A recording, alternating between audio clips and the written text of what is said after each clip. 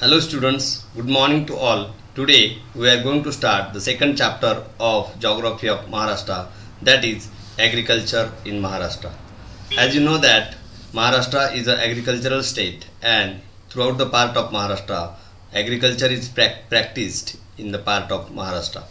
So let us see which are the types of agriculture.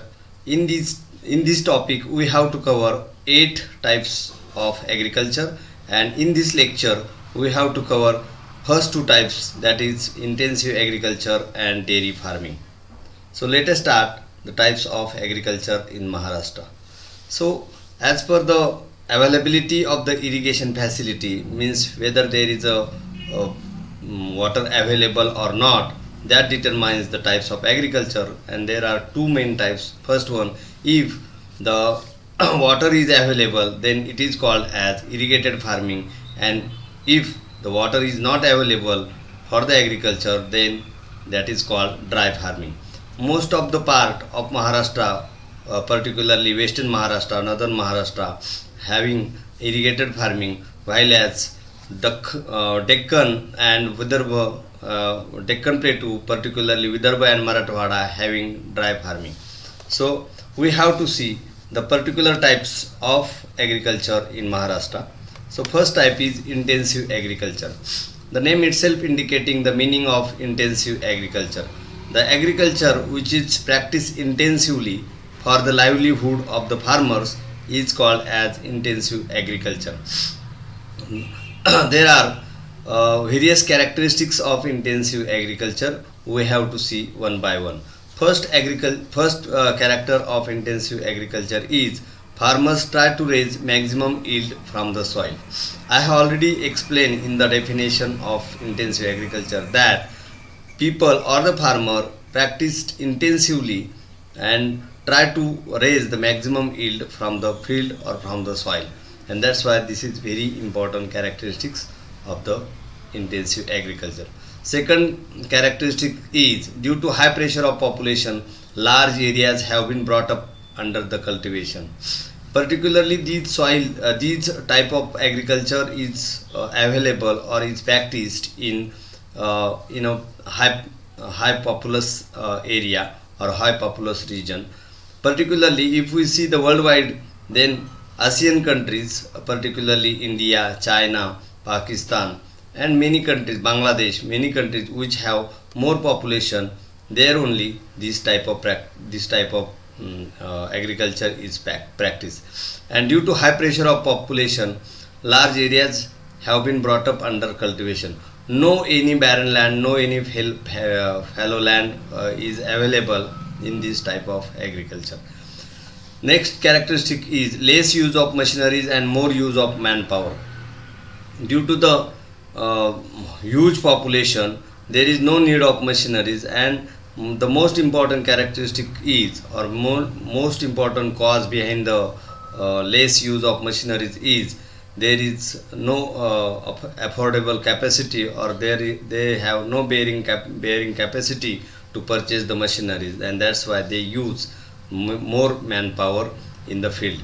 Most of the activities are done by the human being, and particularly by the cattle, and there is less use of machineries.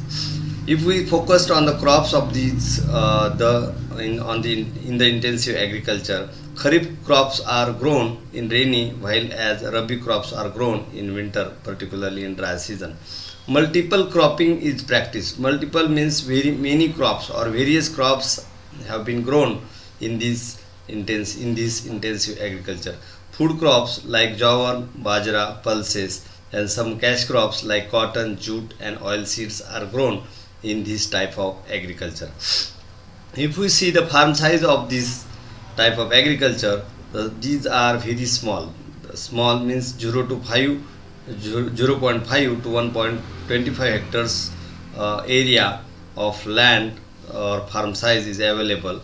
Animals play vital role, as I already explained that there is no use of machineries, while as animals, particularly uh, bullocks, camels, and another animals are used to cultivate the land, and that's why as well as for the transportation, So animals play a vital role, important role. Limited use of machinery, that is already explained.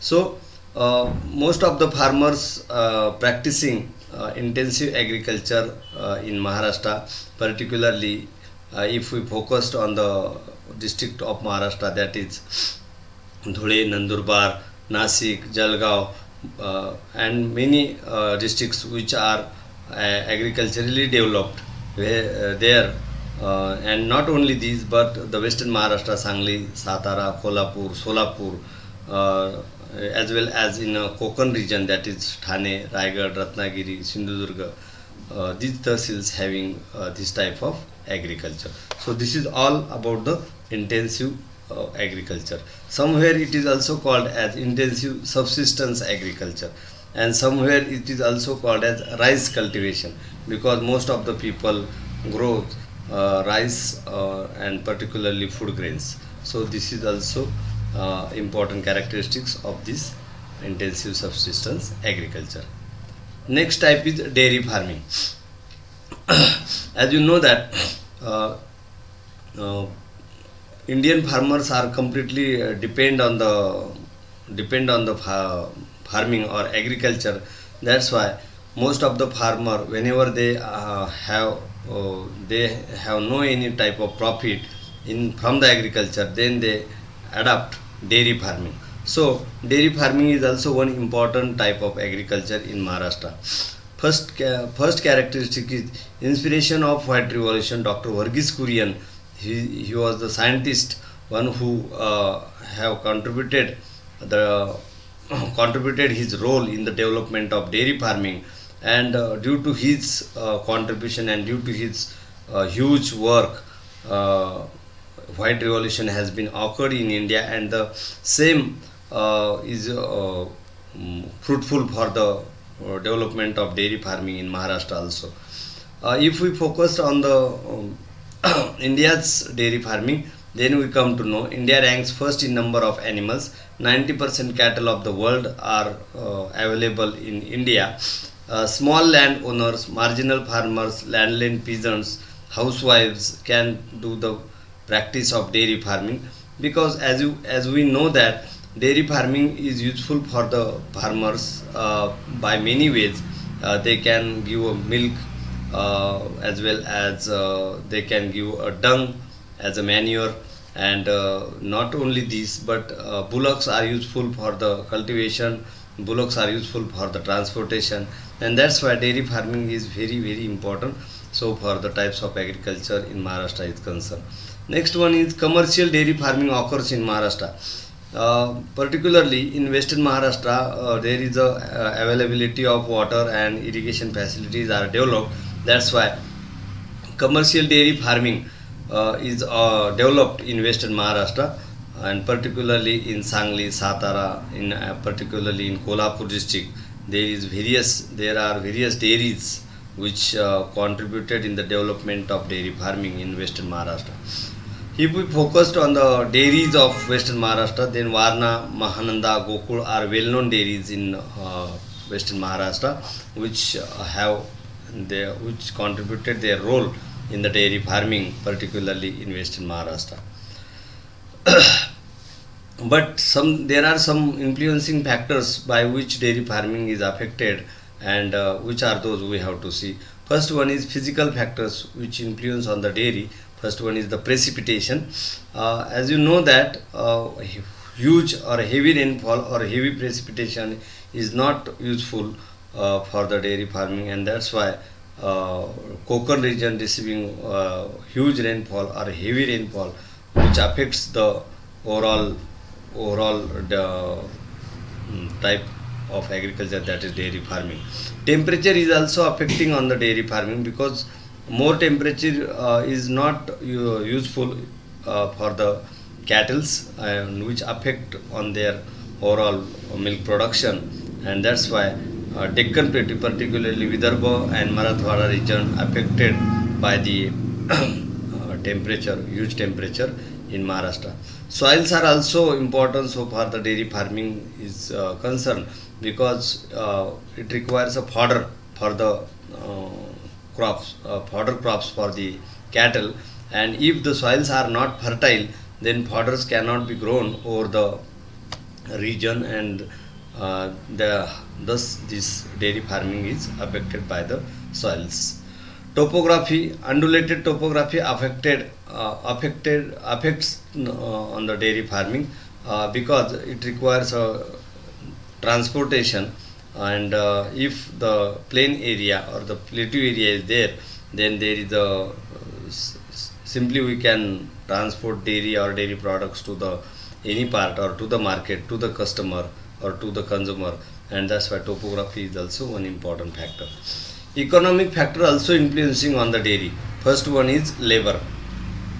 For any work in the dairy farming, there is a requirement of the labor for the cutting of the grass, cutting of the fodder, not only cutting but the milking process, again cleaning process, again transportation process. All the all the work required labor, huge labor for the dairy farming, and nowadays labor shortage of labor is also affecting on the dairy farming. Transport network should be very dense or should be very proper. If transport network is not developed, and one who is producing milk, then he can't send it to the market in the required time or to time to the customer, then there is a problem of milk get poisonous and milk get spoiled. That's why transport network should be very proper. Capital is also required for the development of dairy farming because the cost of cattle is increased day by day. They require a huge type of quality food. They require maintenance cost. They require a shade. They require water. They require grass, fodder, and many things which are essential for the development of dairy. And capital is most important thing in the economic thing for the dairy farming. Not only capital, but market is also important. Unless and until there is no market, no one can develop the dairy farming, and that's why market is also affecting on the dairy farming, because the distance determines the cost of that production, and if the distance is too much more from the producing area or from the dairy farm, then it transport cost will be increased, which minimize the benefits or the profits of the overall dairy farming. Thus, there are various factors which affects economic factors which affects on the dairy farming. So today we stop here. Another type of agriculture we will discuss in the next lecture. So thank you very much.